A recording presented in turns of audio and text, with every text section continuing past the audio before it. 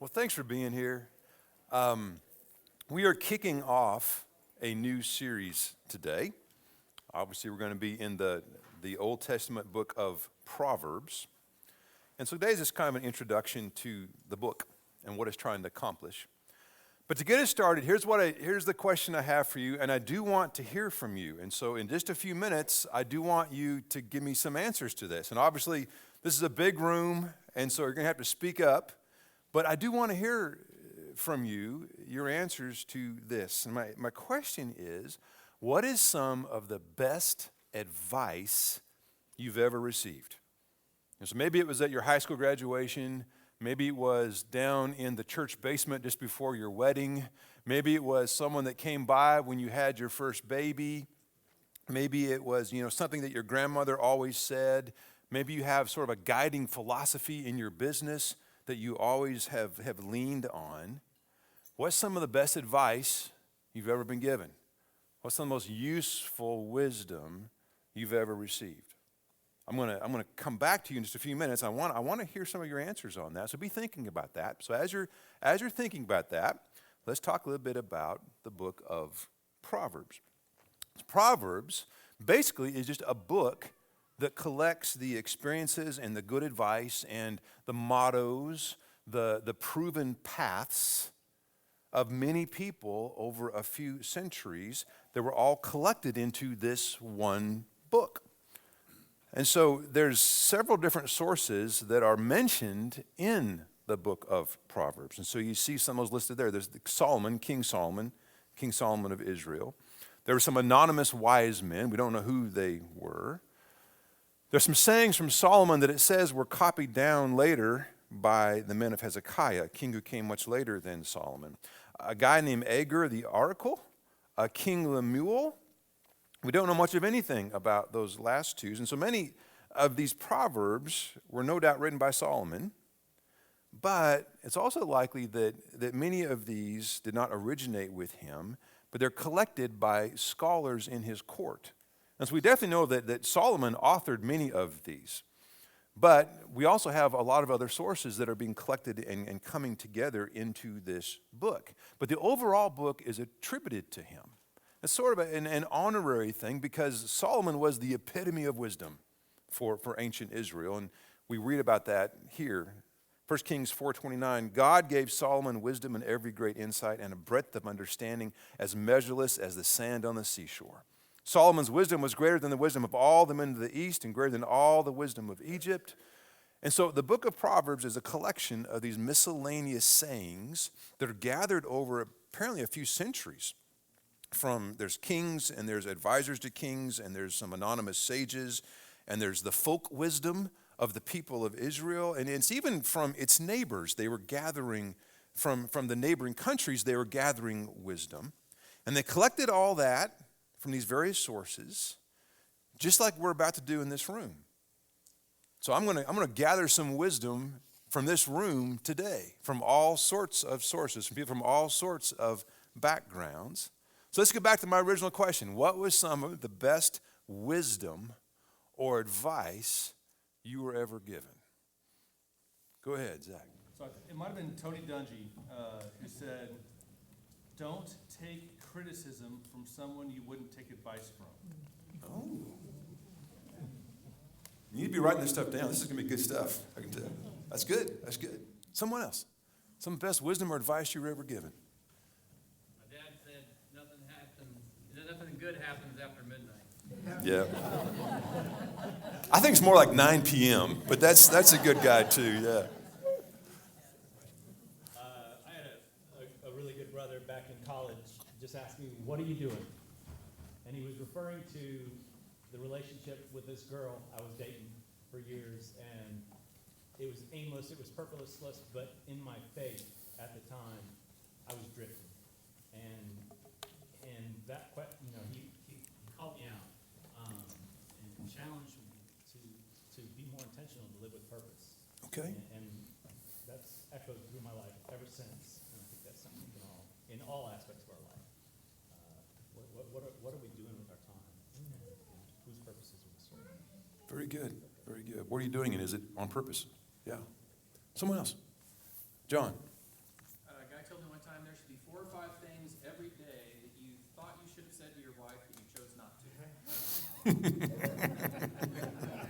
You want to share those now? No, okay, all right. Yes. My mother used to say, when you learn something from the Bible, it's because the Holy Spirit revealed it to you. Yes. He is active. That's right. That's right. Larry. My dad used to play on words to teach me to help me remember that if you make a mistake, you should learn from it. He said, let the errors of your past be the arrows to your future. Very good. Very good. All right. Someone else. What's some of the best advice, some of the best wisdom you ever had? Some motto that you live by. Yes, sir. I learned this in the military, and I learned it from the book of Proverbs. Especially in basic training, if you're thinking about doing something stupid, wait 5 minutes, somebody else will do it, and you see how stupid it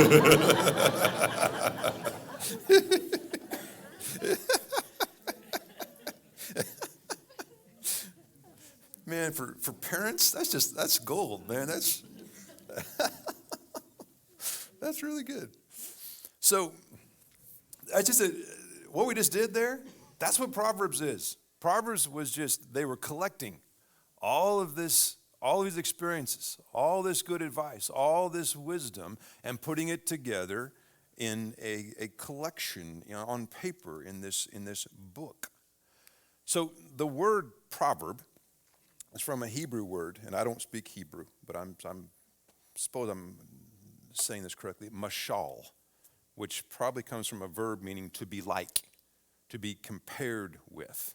And that's what Proverbs, that's how they're structured. They're this couplet that compares two things. It's usually a two-part statement that says, okay, here's the good choice, and then here's the bad choice.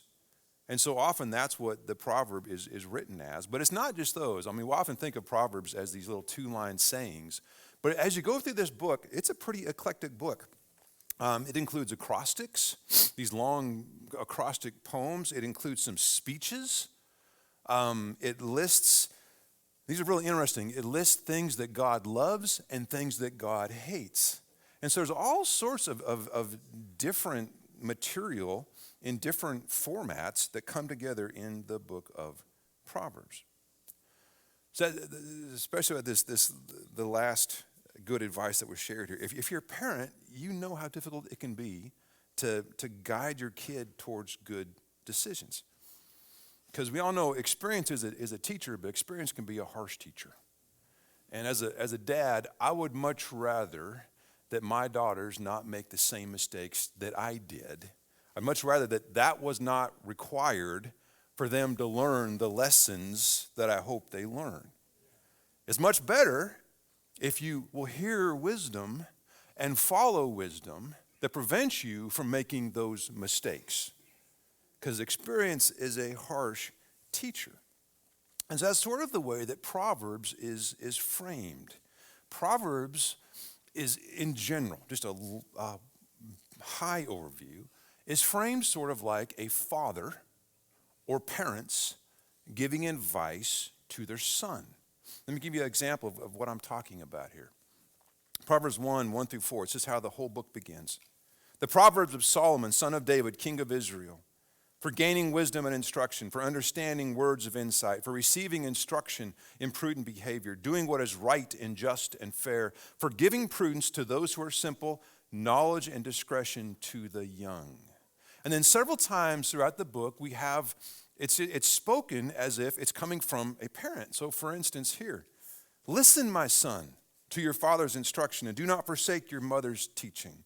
Or here, my son, do not forget my teaching, but keep my commands in your heart, for they will prolong your life many years and bring you prosperity. But how do you get your children to listen? How do you get their attention? How do you convince them that you do know something that's worth sharing? What Proverbs does is something that's really ingenious. If this is meant to be instruction for a son, and some of these are written as if it's the prince, it's the king who's talking to his son. But if you are trying to get across to a young man how do you get his attention? But what gets a young man's attention better than attractive women? So Proverbs personifies wisdom. That's some wisdom right there. I will be careful. I will be careful. So wisdom personifies, Proverbs personifies wisdom and folly. Your two big choices here personifies them as women. And so you have the woman wisdom, and you have the woman folly, who also is called the adulteress. And so this is the dad saying, son, there's two women out there that you're going to meet in this life, and they're both attractive. And both of them want you. And so we're going to talk about how you should choose between these two women. So, first is wisdom. So we meet her at the very beginning of the book. In Proverbs 1:20, it says, wisdom calls aloud in the street. She raises her voice in the public square. And several times we have some speeches from the woman wisdom. And some scholars think that Proverbs 31, at the very end, where you have the ideal wife, some of them think that's not necessarily talking about an actual woman. It could be. There's wise women like that. But also may be one more message from this woman wisdom. This is what this woman, if you hitch your wagon to the woman wisdom, this is what she'll give you. And so we have the woman wisdom throughout the book of Proverbs. And here's what she offers. Here's what you get if you choose her. So I'm just going to, we'll just read one of several of her appeals, okay? So I'm going to go to Proverbs 8, starting verse 1. And then I'll skip down to verse 10, read for a little bit there. Does not wisdom call out? Does not understanding raise her voice? Choose my instruction instead of silver, knowledge rather than choice gold. For wisdom is more precious than rubies, and nothing you desire can compare with her. I, wisdom, dwell together with prudence. I possess knowledge and discretion. To fear the Lord is to hate evil. I hate pride and arrogance, evil behavior and perverse speech. Counsel and sound judgment are mine. I have understanding and power. I'm in verse 15 now. By me kings reign and rulers make laws that are just. By me princes govern and all nobles who rule on earth. I love those who love me, and those who seek me find me. With me are riches and honor, enduring wealth and prosperity. My fruit is better than fine gold. What I yield surpasses choice silver. I walk in the ways of righteousness along the paths of justice, bestowing wealth on those who love me and making their treasuries full. So what does wisdom promise? What are some of the promises you heard her make? What does she promise us? This I want to hear from you. Long life. Prosperity. Enduring wealth. Good judgment, knowledge. There were several promises there. There's also, we won't go through it, but there's a passage in Proverbs 3, 1 through 26, if you want to go back and look at that, that lists, here are the benefits. Here's what you get if you're wise, if you pursue wisdom. And it's some of the same stuff we just heard wisdom offer here in chapter 1. And so it's long life, it's wealth, it's health, security, it's popularity or friendship. But what does wisdom ask from us? What does she demand of us? What was her expectations if you go into a relationship with this woman? Trust in the Lord. Good. What else? Obedience.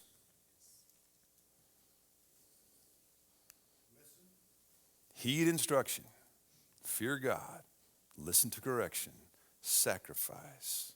She has some expectations. If you're going to have a relationship with this woman, there's some things that she's going to expect of you. You have to bring a few things to the game here if you're going to have a relationship with wisdom. Now, folly, she's also good looking. She's also attractive. She's a fun girl. Folly, boy, you look at her and think, she could be fun. So let me show you here how she is personified. And sometimes it's as folly, sometimes it's as an adulteress. What I'm going to read to you is from Proverbs 7, starting in verse 6. And so in this passage, she is personified as an adulteress who's seducing a foolish young man. So here's what that looks like. Once I was looking out of my window of my house, and I saw many inexperienced young men, but noticed one foolish fellow in particular. He was walking along the street near the corner where a certain woman lived, and he was passing near her house in the evening after it was dark. And then she met him. She was dressed like a prostitute and was making plans. She was a bold and shameless woman. She threw her arms around the young man, kissed him, looked him straight in the eye, and said, I made my offerings today, and I have the meat from the sacrifices. So I came out looking for you. I wanted to find you, and here you are. I've covered my bed with sheets of colored linen from Egypt. I perfumed it with myrrh, aloes, and cinnamon. Come on, let's make love all night long. We'll be happy in each other's arms. My husband isn't at home. He's gone away on a long journey. He took plenty of money with him and won't be back for 2 weeks. So she tempted him with her charms, and he gave in to her smooth talk. Here's another time we meet her. It's in Proverbs 9. Foolishness is like a loud woman. She does not have wisdom or knowledge. She calls out to those who are passing by, who are going along, minding their own business. Stolen water is sweeter. Food eaten in secret tastes better. But these people don't know that everyone who goes there, who follows her, who joins up with her, everyone who goes there dies. Her guests end up in the grave. Now, what does folly promise? What'd you hear there? Fun. What else? She doesn't promise death, but that's where it's going to lead. We're going to get to that. You're right. She doesn't talk about that, does she? She doesn't want you to think about that. She just says, yes, she seduces you. And how does she seduce you? What is some of the stuff that she's promising there? Pleasure. She's fun. She's pleasure. She's an escape. She's a shortcut. That's who folly is. But what does she ask of you? What'd you hear her demand of you? That's it. She doesn't demand anything of us. You know, unlike wisdom, folly makes no demands on you. She asks nothing. Nothing except that you believe that what you do with her happens in some sort of bubble. That you can somehow step out of the real world into a place with her where there are no consequences, where no one is going to know. There's no price to pay. There's no morning after. When she's trying to sell you, there's no consequences, there's no painful choices, there's no sacrifices, there's no discipline. In fact, there's a whole city that promises what she does. What happens in Vegas? What? Stays in Vegas. But it doesn't, does it? What happens in Vegas comes home. She doesn't want you to think about that. There are no fade to blacks in the real world. It's not like there's this scene and then it just kind of, you know how in big movies it fades to black and then there's just nothing? You don't see what happens after that, do you? But there's always the morning after. There's always what comes next. The real world is the continuous line. And what you do at any point in that, any part of that line, any point on that line, it may alter the direction of your whole life after that. And where does folly take you? Where does she take you? Death, the grave, Hades.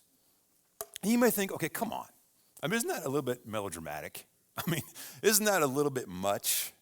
I have a little fun with the fun girl, and it leads to death. Isn't that a little over the top?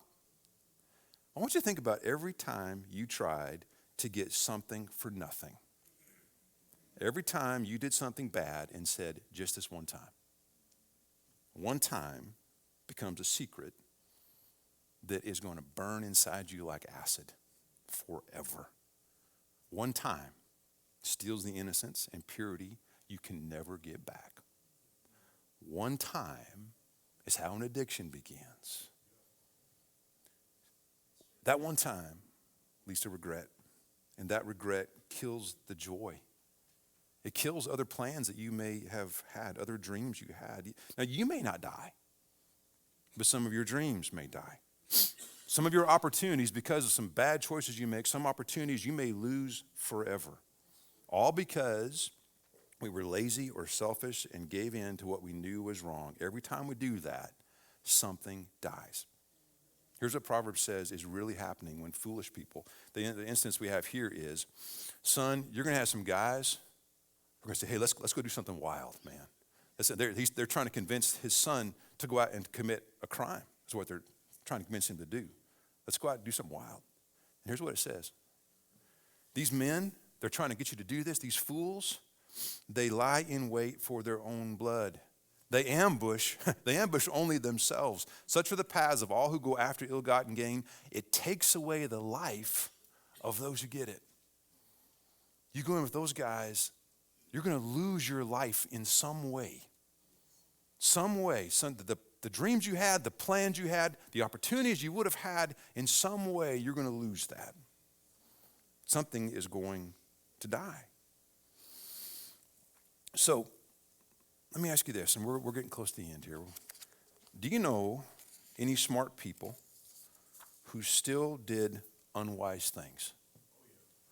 These people who, just like what we see up there, they ambushed themselves. Some translations say they attack their own lives. You know, they do something that is going to be self-destructive. They're going to eventually get caught. They're going to eventually be exposed. Have you ever seen smart people do that? My question is, why? What's the difference between being intelligent and being wise? Here's what I want to hear from you on this. How would you explain that difference? Is there a difference between being intelligent and being wise? Wisdom comes from God. Okay. Intelligence can be anywhere. Okay. My opinion. You can be intelligent and have no relationship with God. Okay. Wisdom can be the application of the intelligence. Okay. All right.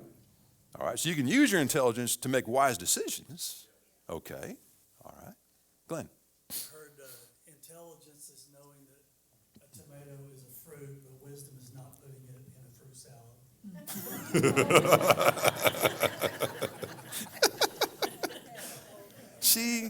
See, that one should be in Proverbs. That's a good one. They should have added that one. That's good. Someone else, how would you define the difference between intelligence and wisdom? Because we've seen intelligent people who do unwise things. What happens? Why do they do that?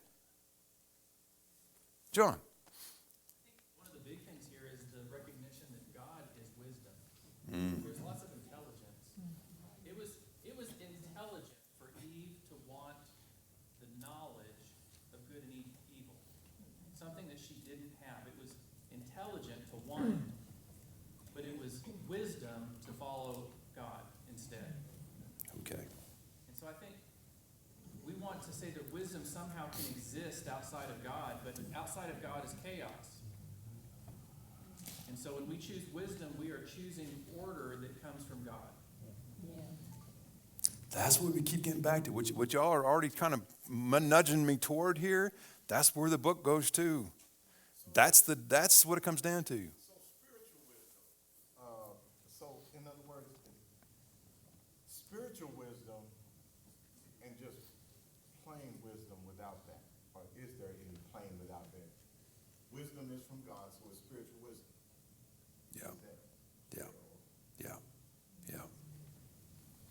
Yeah, you think about how many of those, whatever example you're thinking of, where a smart person did something unwise, did they consider God in the equation? But what y'all are getting to where all the biblical wisdom goes, not just Proverbs, but Ecclesiastes, Psalms. It all is going to where we've already previewed, which is it has to do with God. There has to be a spiritual component to this. What I want to get across to you before we get into some verses that affirm that is, I just want to get across to you one truth, which is very comforting to me. And that is that you do not have to be smart to be wise. You don't have to be extremely highly educated. You don't have to be the sharpest tool in the shed to be wise. So you don't have to have the giant brain to still be a wise person. That's very comforting to me for a couple of reasons. But so let me tell you what. Let me just show you what it says about that. I'll just give it one from Proverbs. Proverbs 2. I don't have a slide for this. Proverbs 2, starting in verse 3. Proverbs 2:3. Indeed, if you call out for insight and cry aloud for understanding, and if you look for it as silver and search for it as for hidden treasure, then you will understand the fear of the Lord and find the knowledge of God. For the Lord gives wisdom. From his mouth come knowledge and understanding. If you're not wise, the promise is you can become wise.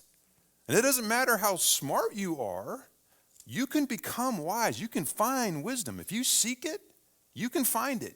God will make you wise. We hear the same promise here in James. If any of you lacks wisdom, you should ask God, who gives generously to all without finding fault, and it will be given to you. What I see there says every single person in this room can be wise. We won't all be the same level of intelligence. We won't all have the same levels of education, but we can all be wise. We can all be skillful in navigating this life and all the challenges of this life in a God-honoring way. That is possible for every single person here. And that, to me, is good news. When we can be wise, even if we're not smart, wisdom is something that every one of us can gain. So if we need wisdom about a decision, we can ask God for it. And as we've already alluded to many times, and we're going to end with this, what is the beginning of wisdom? The fear of God, the fear of the Lord. So next Sunday, that's where we're going to start. We're going to start with, okay, if that's the key, if that's the secret ingredient, what is the fear of the Lord? That's what we're going to discuss and open up next Sunday. Same bat time, same bat channel. Hope to see you all there. Thank you so much. John, any final announcements, anything we need to do? Closing out? Okay. All right. I'll close us out with a prayer. And after that, when does our children's class get out? What are we looking at here? 3 minutes. Okay. All right. We're going to do a 3-minute prayer, and then we'll be dismissed. Let's pray. Our Father in heaven, Lord, just thank you for this day. I thank you for everything that's happened in this place this morning. It has been a good morning. I thank you for all that we have experienced as Forest Park and as Oakdale, and just the relationships and the friendships. And I know, Lord, that in these past few weeks, some things have been happening here that have warmed some hearts and have glorified you. And so we just thank you for that. And Lord, we thank you for this book, for your word in this book of Proverbs. We thank you for the wisdom that has been gathered over the centuries and given to us. And I ask, Lord, that you just help us to be people who are hungry for wisdom and who are humble enough to accept that we need your wisdom. And so I ask, Lord, that you start giving us that discernment. You start opening our minds and shining light inside so we can discern what is your wisdom, what is godly wisdom, what will bring us life. Help us, Lord, to have the courage to embrace that and live that and share that with our children and our grandchildren. Lord, I just ask for good things, great things to happen in the next few weeks as we open up this book of Proverbs. I ask this in the name of your Son. Amen.